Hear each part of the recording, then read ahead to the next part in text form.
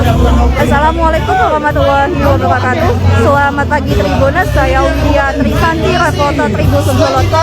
Saat ini melaporkan berada di pembukaan Jambore Pemuda Daerah Sumatera Selatan. Nah, ini terdapat pakaian unik ya Tribuners ya, dari sepasang dari Kabupaten Muara Enim ya Tribuners. Ini sepertinya laki-laki ini membawa pakaian yang unik ini, dan perempuan ini tadi sempat berbincang sedikit sama yang perempuan itu, dia membawa seserahan dari adat Muara Enim, yaitu dodo minta wali sama serahan berupa uang ya Tribuners ya. Jadi ini cukup unik ini Tribuners, dari Kabupaten Muara Enim. Ini beratnya tuh kira-kira sudah berbincang itu sekitar 5 kilo ya Tribuners ya. Nih, dan untuk cowoknya yang ini Tribuners, putri terbaik dari Kabupaten Paklawan.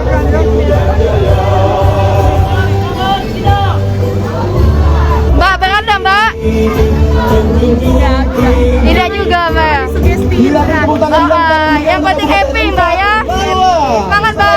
Usung tema adat istiadat dari Kabupaten Muara Enim, yaitu titian adat ngantre rate, di mana dituangkan dalam kostum maskot pawai, yaitu maskot pria melambangkan membawa barang-barang ngantre red berupa barang yang diadatkan meliputi dudoi mintai wali, cincin abu suku abu setali, lintasan, dan berbagai macam kostum yang indah luar biasa Bang Arsyad.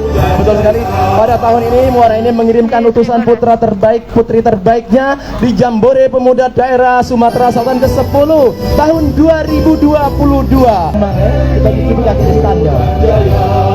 Ya, pada tahun ini Musirawas mengirimkan putra-putri pemuda-pemudi terbaiknya yang berprestasi baik di bidang seni maupun olahraga. Seperti apa prestasi yang akan diukir tahun ini? Kita saksikan di kegiatan-kegiatan Jambore Pemuda Sumatera Selatan tahun 2000.